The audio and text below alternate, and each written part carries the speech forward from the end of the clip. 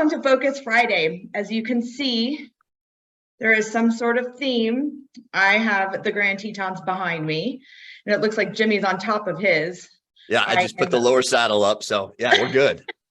Yeah, I'm more of the normal person who takes a regular trail, but welcome. So here we are, Focus Friday. We're going to take lessons from the climb today with our very own Jimmy Kleager. But first, I just wanted to congratulate you on your promotion, sir, to Area Managing Director. So congratulations. Yeah. I'm looking forward to it. I'm looking forward to working with the Montrose and Telluride team. I think they're awesome and just looking to help grow their business down there. Yeah, and you know what? I think the first thing you should do is do a climb with all of your agents in each area. Go down to Telluride and climb one of those down there, like Mount Sneffels or something along those lines. So yeah, something easy for sure. Yeah. Just no, we're gonna go straight 14er. Straight away 14er. Let's go. Well, clearly you are crushing it professionally as you're grinding and just kind of putting in the work. So congrats there. But thank you. Also you're putting it in outside as well. You are Spartan King of the USA. You're so dedicated to your fitness, faith, your family. And then now you have done this incredible 14er and this massive undertaking, but you didn't do it by yourself. No. And so obviously you have a group of men that, you chose to do that with. So why don't you tell us a little bit, just the backstory, who you're with, why you guys decided to do this? Did somebody lose a bet? Like, what was the deal? Did somebody lose a bet? Yeah.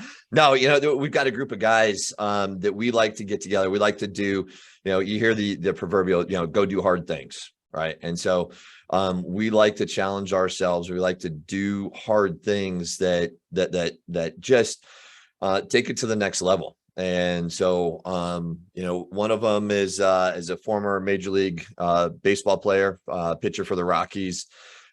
He owns his own brokerage it's actually in its own Coldwell Banker brokerage up in Casper. His brother, who is a financial advisor up in Casper. I've got one of them was a Navy SEAL buddy of mine that has a business out of Hawaii. And then we started off and he made about halfway, but a gentleman that was 72 years old. This guy was absolutely, he's one of the fittest guys. His name is Robert Hamilton. And if you go and just Google him, he's the guy there in the white shorts. But he got about halfway up, and then he lives in California, was having some lung problems about halfway up and had to say, you know what, guys, I appreciate the opportunity. I've made it this far. And we were like, holy cow, it's amazing how far at that 72, we're like, yeah, we want to be like you someday. Right. And then, so he had to descend while we finished the rest of the climb. Geez.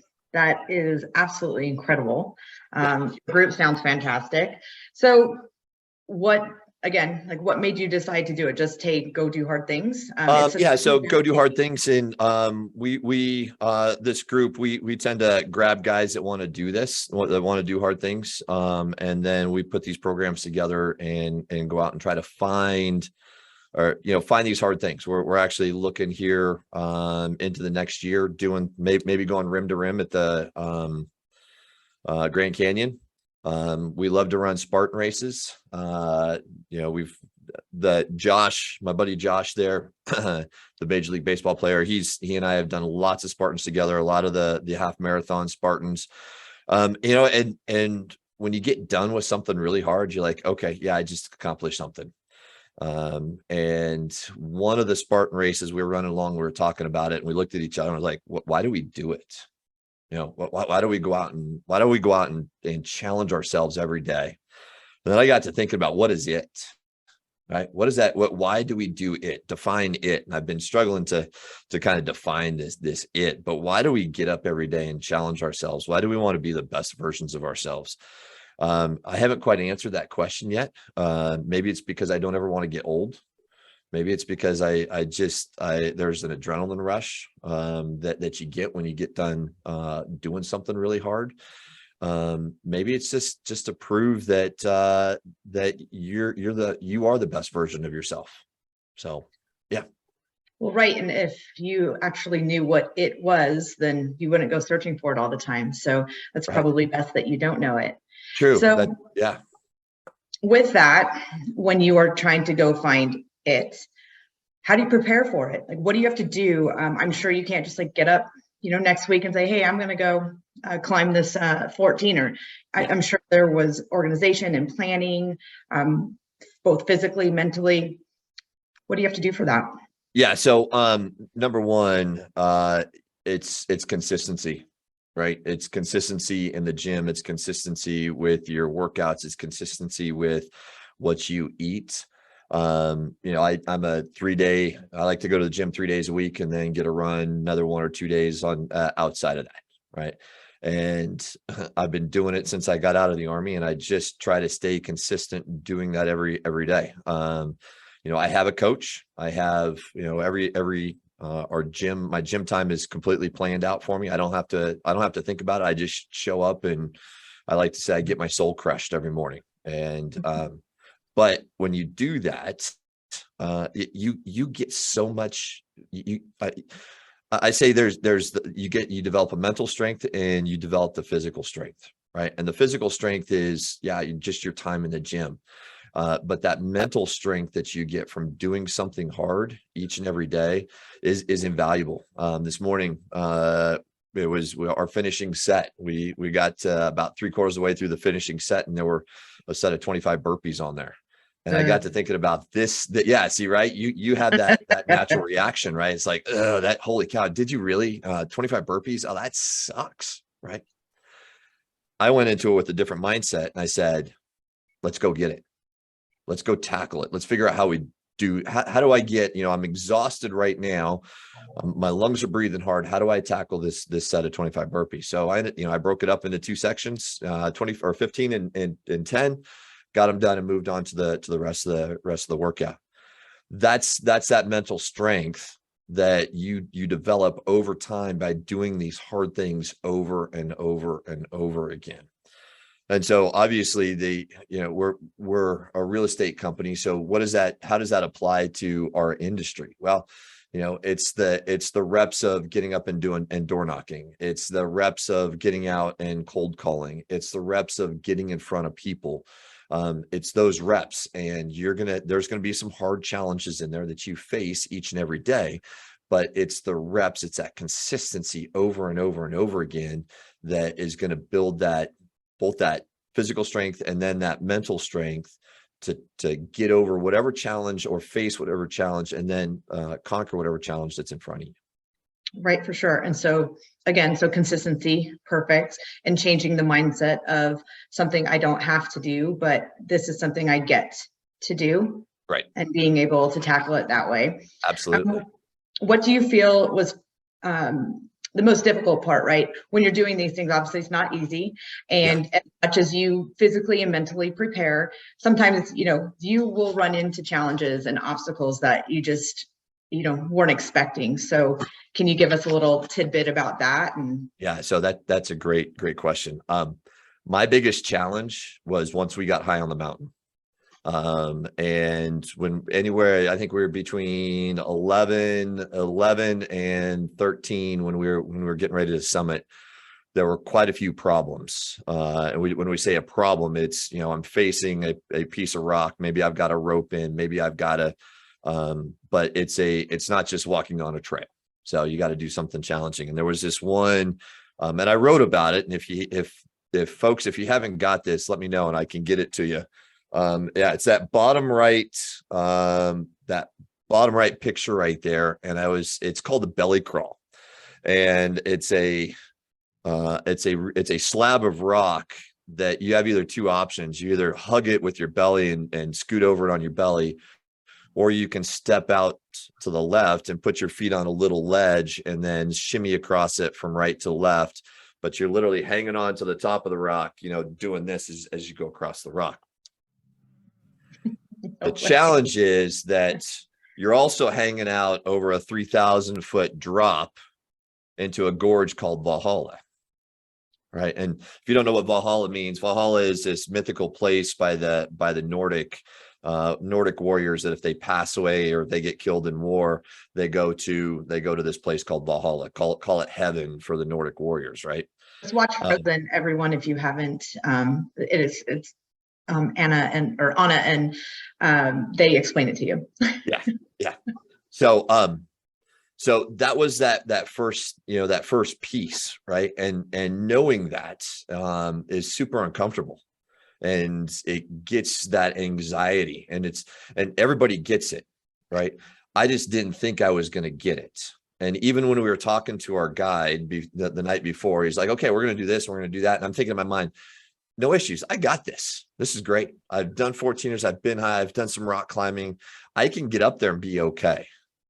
But that section between about 11,500 and 13,000 feet it became super technical. There were multiple times where we had to rope in, be belayed as we were working through. And internally, I had so much anxiety. My heart was pounding, and it wasn't just from the lack of oxygen up there, but it was like truly, I did not like what I wanted. I did not like being there. But because I had thought through it and I worked through it, I just had to put it out of my mind. And in the writing at this particular point, this one challenge that I had, I said to myself, how am I going to accomplish this particular objective called the belly crawl? I said, I'm not going to look down. And I said, don't look down, don't look down, don't look down. Know that if I could do this, if this thing was 30 feet in the air, I could do it easy. If it's 3 feet in the air, easy. If it's 10 feet in the air, I could do this very easily. So that's what I put in my mind as I stepped out over this 3,000 foot drop and shimmied across the rock. Oh my God. Don't look down. That would be the first thing I would do. That's the first thing everybody does. And then I would look down. Yeah, absolutely. That's the first thing everybody does is they look down. All of a sudden, this problem becomes so big in their mind that what do? They freeze, right? And that, or that they turn around, right? You either fight, flight, or freeze. Those are your visceral reactions that are going to happen. My choice was hey, I'm going to put it out of my mind. I'm just going to say this. I'm going to reframe my mindset. I'm going to take a different perspective. I'm going to say, hey, listen, I'm 10 feet over the ground. I'm just going to shimmy across it. I'm going to get this done. So I got it done. I got to the next problem, and my Navy SEAL buddy, of course, being a Navy SEAL, I'm an Army Ranger guy. So there's always this kind of this tension, or this, we're always jabbing back and forth. He yells from above the rock. He goes, Jimmy, look down. That was promptly met with a big FU. And I went on to the next problem set because I was still in the right mindset of I'm not looking down. I'm just looking at what's in front of me. Let me conquer this little problem and not make it bigger than what it is. So, right. Yeah. So now, okay. So we've got to talk about application of real estate, because how many times in real estate we're like, oh, that's a new lead source. That's this, that's that. And you make that problem bigger than what it really needs to be, rather than sit back and go, okay, you know what? I'm just going to step into this. Just take these little steps all the way across, in this case, all the way across the belly crawl. And all of a sudden you accomplish, you get it, success happens, and then you move on. So yes, go ahead. Yeah, you just got to let it go. Yeah, you do. So obviously you've received the support. How did you assist your fellow, team when they were having their trials and tribulations? It was fascinating, because as we accomplished each one of these problems, we were like, okay, great. Hey, good job. Big high five. Hey, how did you do that? How did you, I ended up being the fourth guy on the rope. So I was the last guy on the rope. So there were times where I would get to them and I would be watching them, right? I would be watching, hey, how are they doing that? And then I get up and everybody big high five, and then we move on. I think the biggest value that we had was our guide. His name is Micah Rush. It was fascinating. When we were on the mountain, there were other guides that were on the mountain that held him in reverence. It was super cool to see. And so it gave you this confidence. And he kept telling us, hey, you guys are moving really well. You guys are doing really well on the rock. At some point, almost to the summit, he goes, listen, if you guys weren't moving well, I'd be roping you guys up, but you guys are doing great. And so when you have a team around you that's building you up, that's giving you that confidence, even though me, having all this anxiety, wrestling in my internally, all of a sudden you go, yeah, okay, I can do this. Let me just put one foot in front of the other. They obviously, somebody else outside of me sees that I can do this. So let me trust. That's another big thing. Let me trust myself. Let me trust in them that they can accomplish, or that I can accomplish this, that they see something in me that I can do. So let me just go out and do it. And let me just step out on that ledge and let me get it done. Nice. So obviously the teamwork, and your team clearly isn't in Grand Junction. So your preparation with each other, what did that look like in regards to, did you have Zoom calls? Do you have a group text, or how do you hold yourself accountable with your team? Because like you said, if you aren't in it together, you won't be quite as successful. Yeah. So, couple things. Number one, we connect at least once a week. We're always talking. So there's, once again, this consistency of, we're always talking. We know each other. My buddy that's the SEAL, I being a Ranger, there's just kind of that unwritten code that we have from the military piece, that, you know what, I trust you. I know you got my back, and I got your back. Josh, who's the Major League Baseball player, and then his brother Jordan, he and I we've connected enough times, we've done enough hard things together, that I know that same spirit exists, that I've got your back, you got my back. We are going to support each other through this 100% of the way. So it's, once again, it's that familiarity through consistency. I know all of these guys are athletes in and of themselves, and we're constantly trying to push ourselves, and we're coming up with crazy new things, crazy new challenges to do. I mean, our next one that we're trying to figure out kind of what the right time is. It's called a 4x4x48, and it's going to be 4 miles every 4 hours for 48 hours. 4 miles every 4 hours for 48 hours. And we're together or tag team? No. You do the whole thing. Oh, yeah. Right. So you do the whole thing, but they'll do it in up in Casper. I'll be doing it down here. And then our buddy William, he'll be doing it out in Hawaii. So he probably has the better end of the stick, given all the oxygen that he has out there. But yeah. So it's what's next on the horizon. What's that next challenge that you have for yourself? What are you putting in front of yourself mentally, physically, spiritually, so you can grow and be the best version of yourself? What do you feel? I mean, I know you wrote like all your 12, and again, for those of you who haven't read them, you should. Jimmy will get it to you. It is fantastic. But what do you feel is the most valuable thing that you took away just from this experience specifically, and why? If you could narrow it down to one. So I don't know if I'm going to narrow it down to one. I'm going to completely dodge the question right now. Say I'm not going to narrow it down to one for me, because I think each one of them applies. Each one of them is a little bit different, and it depends on where you're at. I think, and I'm going to write about this next. I think that's shedding the extra weight. And I want to tell you a story. So before that, and if you can throw that picture up again, before we got going, so we left it about 12:30 at night, and Carrie's going to throw that up. Yep, that one right there. So the one on the top left, right? We all got our backpacks. We're all ready to go. And my ruck from when I was climbing, actually, and I'd done a climb a couple of years ago, and I ran out of water. And I was like, holy cow, this I'm not going to do that this round. So I literally had 100 ounces of water. Plus I had another container, another quart, Nalgene container full of water. And my guide came up and he lifted up my ruck. He goes, your ruck's too heavy. And I looked at him and I was like, but I need all of this stuff. He goes, let's see what you got. I was like, well, I got this, I got that. He goes, you can dump that, you can dump that, you can dump that. I went, Oh, holy, no. holy cow. Right.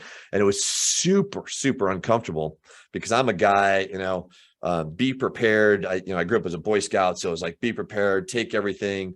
Better to have it and not need it, than to need it and not have it. Two is one, one is none. These are all the things that are going through my head, right? That's like, I need to take all of this stuff, but I had to trust my guide to say, shed the extra weight, get rid of this, get rid of that, get rid of that, get rid of that. And I shed all of this junk. Okay. Let me tell you about my guide. My guide's climbed this mountain over 100 times. He knows the mountain. He knows how to be successful. And it was at that moment that I had to shed all of this crap, all this extra weight, leave it in the car, trust in him that because of that experience, because of that, his wisdom, I had to shed all of this junk. And my ruck literally went half the weight. Having now climbed it and come back down, I'm glad I shed all of that extra stuff because I had twice as much stuff that I needed. He knew there were water spots along the way. I dumped out half of my water and off we went. And I was great. I was successful. And I accomplished the grand with half the stuff that I thought I needed, but it wasn't until I trusted him that I was successful. So let's go application again. Yeah. Let's go application again. Right. We talk about coaching. We talk about finding that mentor out there that's going to help you be successful. Find somebody that's already done the work, that's walked that path. Find somebody that's climbed the mountain 100 times in front of you, and then trust what they tell you to do, and then do it. Don't think about it. Don't overthink about it. Don't think that you've got it. Let them tell you what you need to do, because A, they see something in you that you can accomplish, and B, they've already done it. They know what you need and what you don't need. And maybe you just need to shed that extra weight before you step into whatever you're trying to accomplish. Geez, that's crazy. That made my stomach turn a little bit when you said you had to Right. leave some of your water. That would be really terrible. Yeah. So what I'm getting out of this from your life lessons that I'm pulling off of, our conversation is consistency, mindset, trust, communication, teamwork, and being accountable. That's really kind of what I'm getting to not only to yourself, but to your team, right? Which I think is fantastic. Let me just jump in there, because all of that leads to is perseverance and resiliency, right? It's that ability to keep going, to take one more step, to keep one more, keep moving forward, and to be resilient, that when you face a hard problem, you're going to accomplish it. You're going to get through it. Right. And to break it down into small steps, so you get that feeling of accomplishment. Absolutely. Well, I love it. I love it. This is amazing. I think that you are amazing. I would be at the bottom with maybe some sort of like charcuterie and wine for you at the end. I would not the journey with you. That's for my role. However, I wanted to open it up just to see if anybody had any questions for you specifically, because I know there was one in here. I do believe it was from Robert. He asked, like, what route did you climb? Yeah, it was the OS. And Robert will know it's the easier of the two routes. We could see the other route that they were climbing. I'm glad we didn't do the OS. It's a little, or the second route is a little more technical. But yet the OS was still enough that the challenge was there. So okay. Do we have any other questions for Jimmy?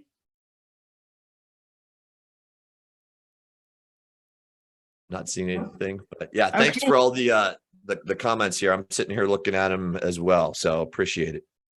Well, that's perfect.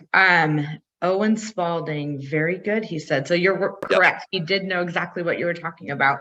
How long did you hang out on top? So we were on top maybe 20 minutes, 20, 25 minutes. It's a thing that if you've ever climbed a mountain, you want to get up there, early mid-morning, and then get off probably around lunchtime, maybe a little bit by early afternoon, because that's when all the storms come in. And so you definitely want to be off the peak before lightning storms come in. So we started at 12:30 in the evening. We summited at about 11 in the morning, and we were working our way down by 11:30. And then we finally hit the parking lot back at 6:30 in the evening. So it was a good 18 hours start to finish. So when you guys were at the top, is it more like, yeah, everyone's like, it's all loud and you're all stoked, or is it more of, it's just everyone is in their own head of just quiet, solitude of accomplishment? Yeah. So Carrie, put that picture back up for a sec. If you, that last picture. So so no like cheers, no like, woo, we're there's none of that. It's more of a, hey, good job, congratulations. We're still trying to like process it all. And like, holy cow, we're here, grab some food. You're kind of in that mode. We're not done yet. But we're not done yet. Right. Okay. So what do I need to do to prepare to get back down? How many peanut butter and jelly sandwiches do I need to eat? How much water do I need? Yeah, I love peanut butter. They're the best thing on a climb. But the bigger picture here is a funny picture, because right behind the guys on the right there's another platform that you can actually walk out on and get a better picture on. But my guide was like, hey, you guys go over there, go stand over there. And I'm like, no, not going to happen. He's like, no, you guys are fine. Just go stand over there. I was like, no, I'm not going to do it.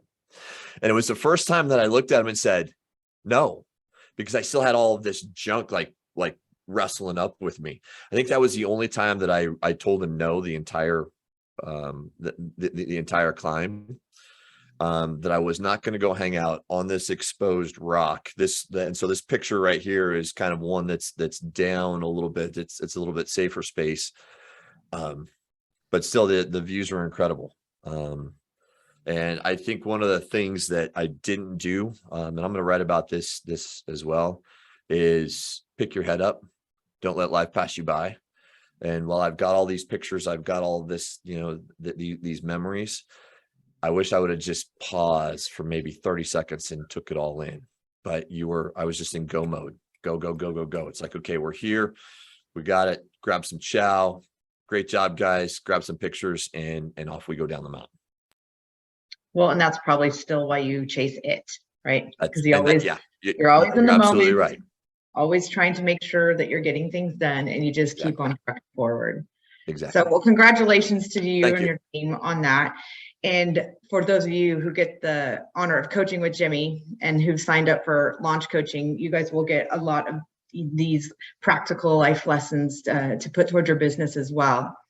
And if you are feeling daring enough, I happen to know that Jimmy and Brandon, our fearless leader, Todd and Jeff will be doing a Spartan race in November. So if you're feeling saucy, maybe you could join them.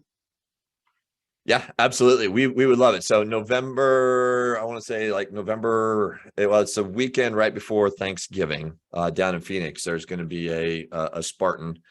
And so we got 4 guys that are signed up for the Spartan sprint down there. So if you are interested, please let me know. We'll get you the details and get you signed up.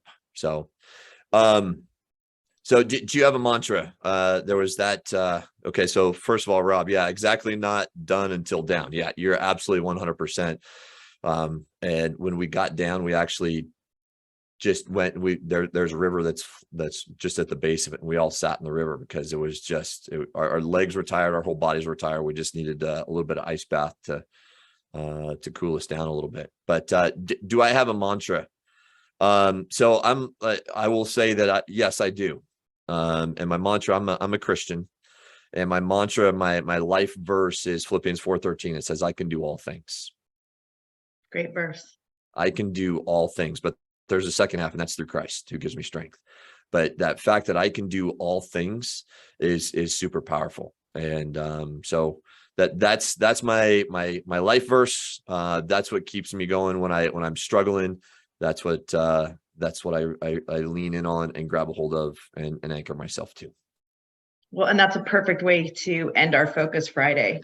Just on that note, congratulations to that, and everyone enjoy your holiday weekend. Be safe and have fun. Great. Thanks, guys. Appreciate you.